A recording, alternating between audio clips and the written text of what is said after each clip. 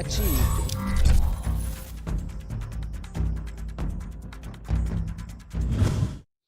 What's up, everybody, and welcome into Studio Day Heffrey, Day Quarantine, home of the Anteater King. That's me. If you guys missed it last night, Gavin Dawson got on Call of Duty, promised him a W. Took us 2 games. We got third place, then we won.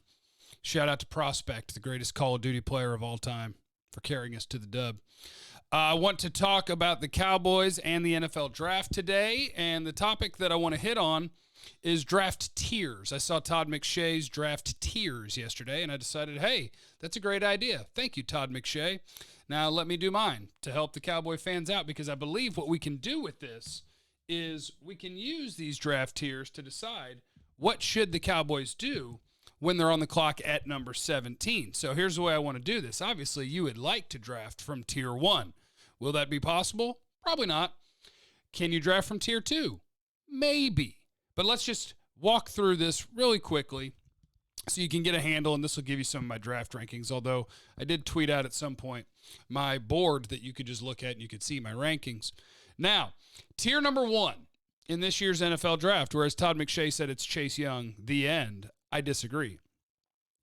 Tier 1, and this is non-quarterbacks. So I'm not putting Burrow, Tua, Herbert, Love. If you want to, you could just throw them all in tier 1 because they play quarterback, and if you think they're going to be a good starter, they belong in tier 1.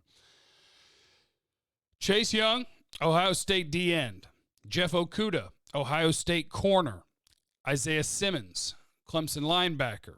Derek Brown, Auburn defensive tackle. CeeDee Lamb, OU receiver. Jerry Jeudy, Bama receiver. That is tier 1 of the NFL draft to me. That is the absolute top level of prospects that I feel great about. Great. Then we go to tier 2, which is still guys with first-round grades, just not the tier 1. So the next tier of prospects to me in this NFL draft, I can throw 4 offensive linemen in here. Jedrick Wills at Bama, Tristan Wirfs at Iowa, Mekhi Becton at Louisville, Andrew Thomas at Georgia. So 4 different offensive linemen. I can squeeze 2 linebackers in here, Kenneth Murray and Patrick Queen. Kenneth Murray, OU, Patrick Queen, LSU. I thought about putting them in tier 3. They were teetering on the edge, but I put them in tier 2. They should probably be in tier 3. The names that I think are most important in tier 2, because you have a big group of offensive linemen, you potentially have a couple of linebackers. Javon Kinlaw, defensive tackle, South Carolina. Henry Ruggs, wide receiver, Alabama. C.J. Henderson, cornerback, Florida. That's tier 2.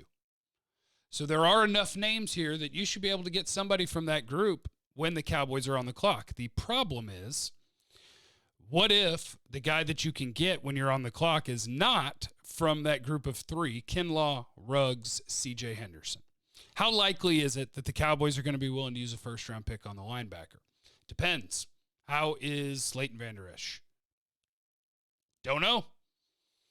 Could you get by with Sean Lee and Joe Thomas filling in if that neck is not okay? You could. But it would tell us a lot about how the Cowboys feel about Vander Esch's health moving forward if they pulled the trigger on either Kenneth Murray or Patrick Queen. The offensive line guys, I don't think that's realistic. Tyron's got a long time left on his contract. Lyle Collins just got a new contract. I can't see them going first-round pick on an offensive lineman, because it's not like the Eagles when they took Andre Dillard in the first. They had a 37-year-old left tackle. Tyron ain't 37. I get it. People are a little worried that he may miss 2 or 3 games a year, but he still plays at a really high level. You're not trying to replace Tyron Smith. So I don't see him using a pick on an offensive tackle, and I don't see him using a pick on a linebacker.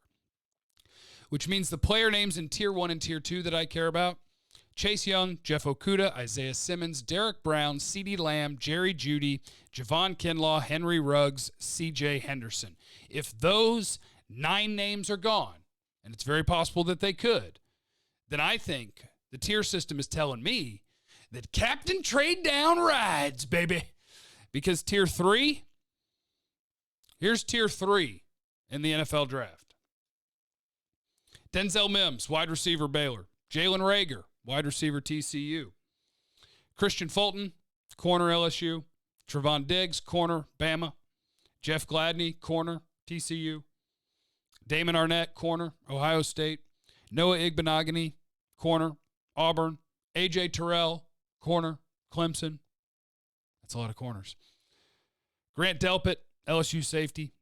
Xavier McKinney, Bama safety. Antoine Winfield, Minnesota safety. Zach Bond, edge / linebacker, Wisconsin. Justin Matabike, Texas A&M D tackle. Ross Blacklock, TCU D tackle. Kaylavon Chason, LSU edge. Yetur Gross-Matos, Penn State edge. AJ Epinesa, Iowa edge. Julian Okwara, Notre Dame edge. Laviska Shenault, wide receiver, Colorado. Michael Pittman, wide receiver, USC. T. Higgins, wide receiver, Clemson. Justin Jefferson, wide receiver, LSU. Austin Jackson, offensive tackle, USC. And blah, blah, blah, blah, blah. There are more names if I wanted to take the time that I could probably put into Tier 3. But if the guys that I named, Tier 1 will probably be gone. Be great if CeeDee Lamb or Jerry Jeudy made it. If those names and my Tier 2 names that don't play linebacker or offensive tackle, if those are all gone, do you really just want to pick a name out of Tier 3?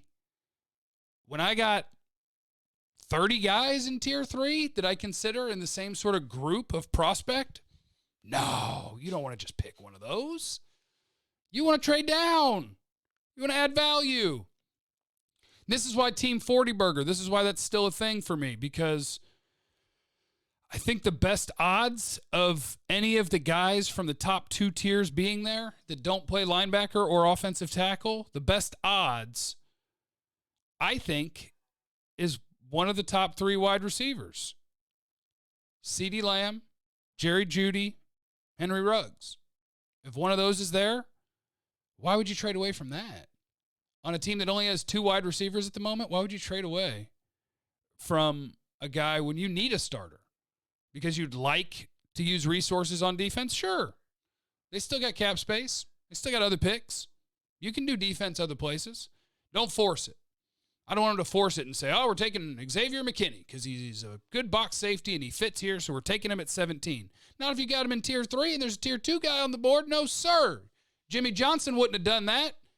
Read the article on Jimmy Johnson about going fishing. You got to move around. You got to manipulate this board. You got to get guys at the right spots. You got to know where guys are going to go and where you can get them and how you can add more picks.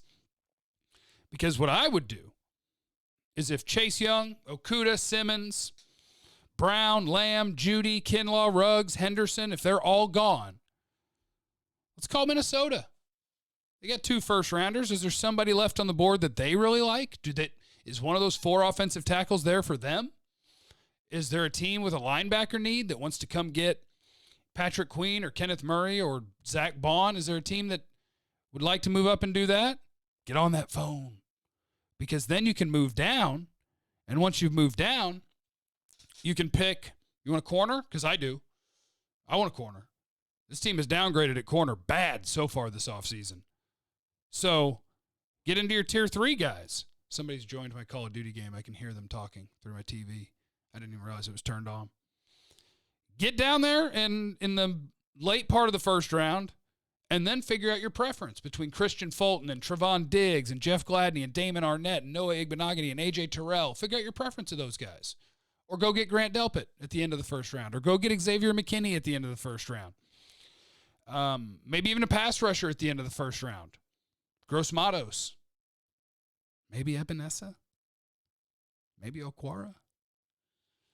This team's going to stick and pick, and I think it's going to be Kaylavon Chason. I'm hoping he's gone. Not because I don't think he can. I think Kaylavon Chason, if they picked him, I'd be excited about the potential, but I'd also be worried about the bust factor. Although, check Bobby Belt's Twitter. I did love his answer to what it would mean to him to be a Cowboy. It seemed like a guy who has really great perspective and understanding.